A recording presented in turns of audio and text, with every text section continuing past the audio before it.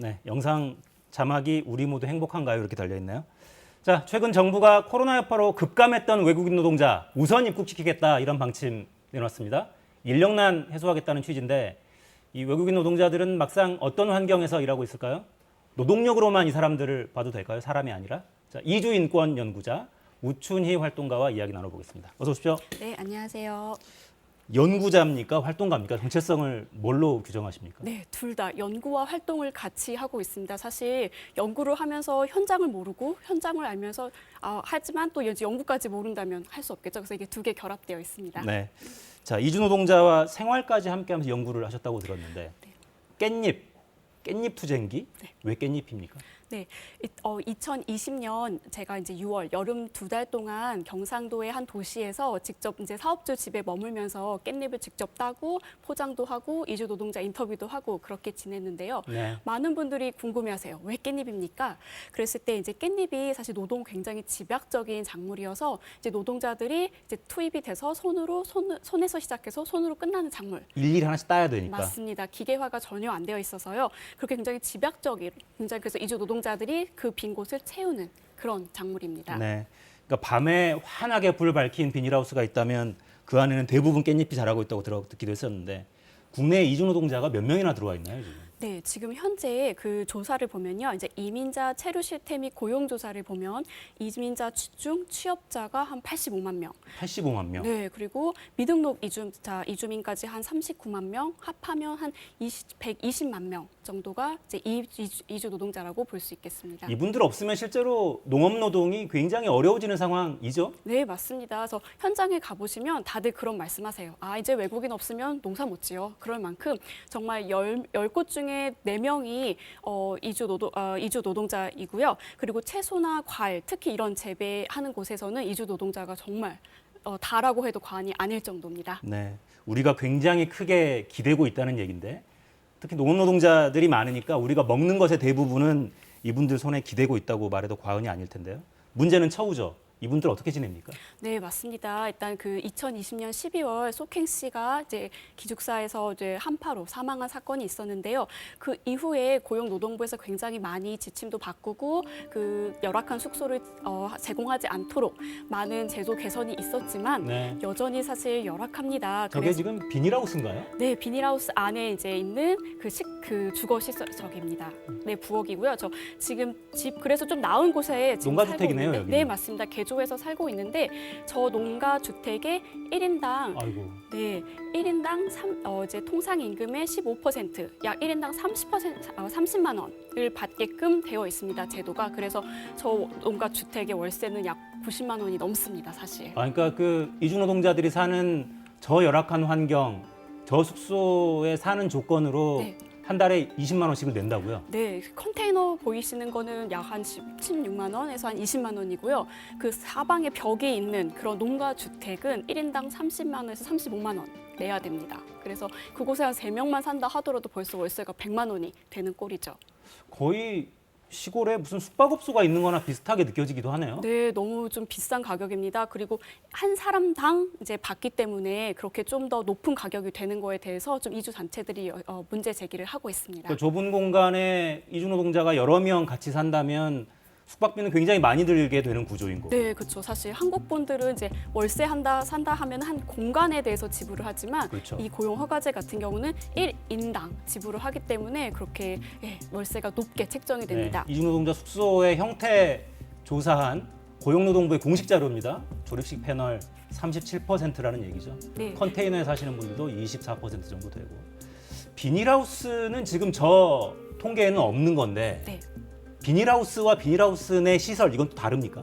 네, 비닐하우스 내에 보통 저 비닐하우스에 그 샌드위치 패널이라고 해서 얇은 패널로 이제 시설을 만들어놨습니다. 뭐 방이며 부엌이며 이렇게 만들어놔서 저렇게 벽체처럼 보이는 거네요. 네, 맞습니다. 그래서 이제 비닐하우스 내에 이제 잠자는 곳은 그런 샌드위치 패널로 만들어져 있습니다. 사실 좀 열악하죠. 왜냐하면 냉난방도 잘 시설도 되어 있지 않고 사실 곰팡이도 굉장히 많이 끼는 그런 좀 안 좋은 주거 환경이라고 할 수 있습니다. 씻을 장소는 있어요, 저런 곳에? 네, 이제 샤워실은 안에 있지만 이런 불법 건축물에는 정화조를 묻을 수 없어서 사실 화장실은 밖에 있는 좀 재래식 화장실을 사용해야 합니다. 굉장히 열악하네요. 그러니까 장시간 아마 노동에 시달릴 텐데 충분히 휴식을 취하기도 어려운 여건이고 그런 환경에서 살면서도 또 숙박비는 많이 또 내야 되는 그런 환경에 있고요. 네.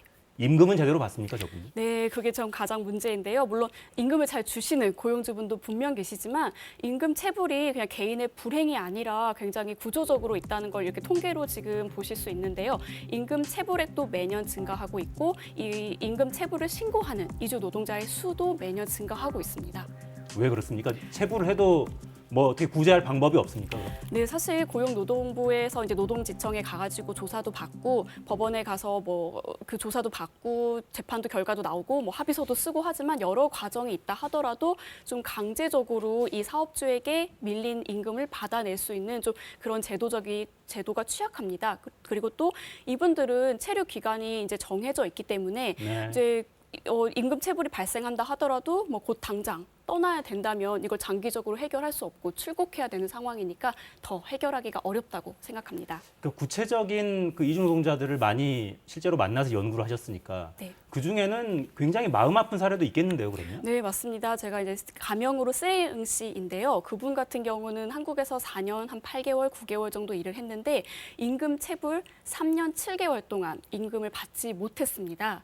그래서 이제 돈이 없으니까 남동생한테 한국에 있는 남동생한테 이제 좀 돈을 달라고 해서 받기도 했고 그러면서 임금 체불이 돼서 이제 출국 날짜가 앞에 있어서 사장님 이제 밀린 돈 주세요. 그랬더니 사장님이 너 나가, 너 불법 시킬 거야, 너 자꾸 왜 임금 달라고 해 이렇게 된 상황이 있어가지고 좀 마음이 많이 아팠는데요. 지금 2년이 지난 이 상황에서도 뭐 노동청에서 조사도 받았고 여러 조사를 받았지만 지금 한 푼도 받지 못한 상황입니다. 그러니까 그런 분들은 나쁜 사람이어서 그렇습니까? 아니면 사정이 어려워서 주고 싶어도 못 주는 겁니까? 뭐 왜 그러는 거예요? 네, 사실 그게 좀 여러 이제 이유가 있겠지만 사실 고용노동부가 고용센터에서 이 노동자를 소개해 줄 때 만약에 임금 체불이 이제 많이 됐던 그 사업장이나 뭐 성희롱 성폭력이 문제가 되었던 사업장에 이주 노동자를 다시 소개시켜주면 안 되는데 계속 노동력을 제공하는 그런 문제 때문에 그러니까 고치지는 않고 계속 이주 노동자의 노동력은 제공하고 추가 피해자를 계속 만드는 구조네요. 네, 그렇습니다. 이제 해결은 좀 되지 않고 계속 이런 구조 때문에